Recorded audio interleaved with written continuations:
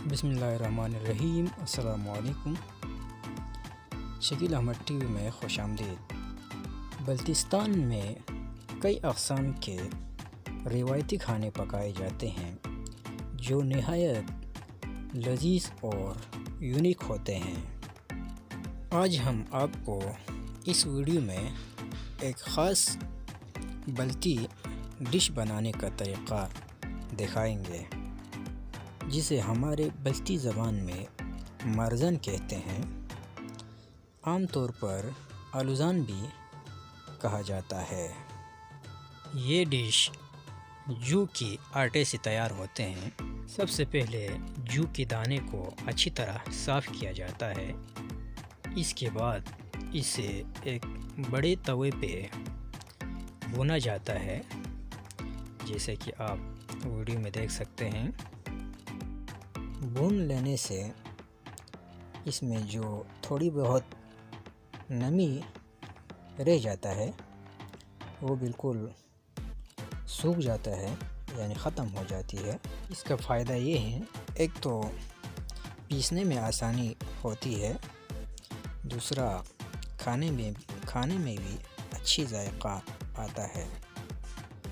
اچھے سے بھوننے کے بعد اسے ہوا میں رکھ دیتے ہیں تھوڑی دیر کے لیے تاکہ یہ ٹھنڈا ہو جائے۔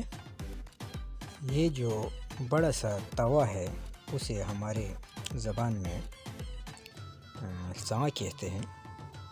اب یہ بالکل ٹھنڈا ہو چکے ہیں، جسے ہم مختلف تھیلیوں میں بھر کر آٹا چکی لے کر جاتے ہیں۔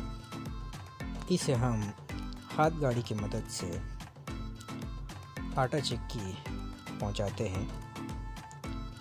یہ واٹر مل ہے، یعنی پانی سے چلتے ہیں۔ اس پر بھی کسی دن ایک ویڈیو بناؤں گا۔ آلوزان بنانے کے لیے 3 چیزوں کی ضرورت ہوتی ہے، ایک آلو، دوسرا پانی، تیسرا جو کہ آٹا۔ سب سے پہلے آلو کو پکایا جاتا ہے۔ اس میں حسب ذائقہ نمک، ہری دھنیا، ہری پودینہ، لال مرچ اور ہری پیاز استعمال کر سکتے ہیں۔ اگر ہری نہ ملے تو خشک سے بھی کام چلا سکتے ہیں، کیونکہ یہاں سردیوں میں ہری چیزیں دستیاب نہیں ہوتے ہیں، اس لیے ہم ان کو خشک کر کے رکھتے ہیں اور سردیوں میں استعمال کرتے ہیں۔ جب آلو صحیح سے پک جاتے ہیں تو ان کو پیس کر چھوٹا چھوٹا کرتے ہیں اور اس میں پھر جو کا آٹا ڈال کر اچھی سے گوندھ دیتے ہیں۔ آٹا کو پتیلے میں گوندھتے وقت پتیلا آگ پہ ہونا چاہیے تاکہ وہ اچھی سے پک جائے۔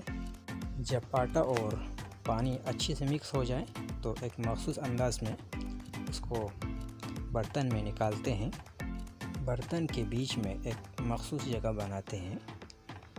اس میں خالص گیری کا تیل یا خالص دیسی گھی ڈالتے ہیں۔ اب تیار ہو چکے ہیں گرما گرم آلوزان، نوش فرمائیں۔ گھی کے علاوہ آپ سوپ کے ساتھ بھی استعمال کر سکتے ہیں اور لسی کے ساتھ بھی۔ یاد رہے، یہاں لسی میٹھا نہیں ہوتے ہیں بلکہ پھیکا ہوتے ہیں۔ مزید اچھی ویڈیوز دیکھنے کے لیے ہمارے چینل کو سبسکرائب کریں۔